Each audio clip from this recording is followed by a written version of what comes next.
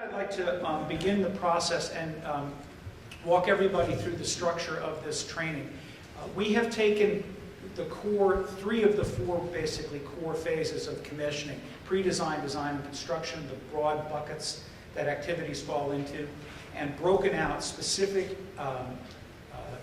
moments in that process, typical efforts in that process to organize our discussion. And if you've all gotten the agenda, we don't have it broken out in the agenda.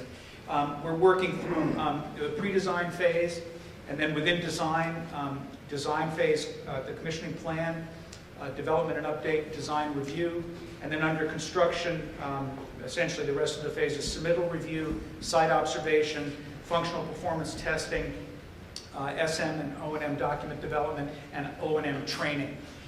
There's other activities that occur in a full commissioning scope, but we're not dealing with those today, just with these in pre-design, design, and construction, because we feel that for the rookies, those will be the probably important ones to start with. What we'd like to do is we're going to take roughly 15 minutes for each of 8 phases of the commissioning process and go through teeing them up with the panelists and trying to look at what do you need to do to ensure success during this phase.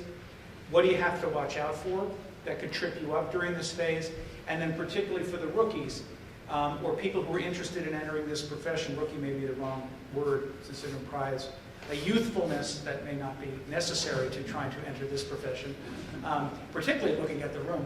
But if you, as you work, the present company included, but as you look through this, what skills do you need to actually navigate these processes? Not so much what do you need to know technically, which is in the training, but what skills do you need to bring to bear when you're dealing with a complete design team and you're acting as sort of in some ways, an owner's rep to a process where you may be put in an awkward position. How do you actually deal with, the other egos in the room, since you're actually acting as potentially a check and balance against what they're doing? So, and that's just one of the issues that we could get into. So with that, I'm going to start on the pre-design phase. And I wanted, the Building Commissioning Association has put out a best practice guide. And so I'm going to just tee this up a little bit with, they have some general verbiage about what that phase is, and then they also many times have a particular issue that comes up that seems to be prominent in that particular phase. So from the Building Commissioning Association's perspective, the pre-design phase, it lays the groundwork for the project and defines the plan for commissioning. During this phase, the commissioning team is assembled, and the owner's project requirements and the building program are developed. All decisions made in ensuing phases should be made with reference to the OPR. And for those of you familiar with commissioning or have been taking the training, obviously the OPR is central. One of the issues that's come up with the commissioning, through the Commissioning Association and with expert commissioners around the country, is that the OPR and the basis of design, which grows out of the OPR, are frequently not being developed by the project team nor utilized for the commissioning process.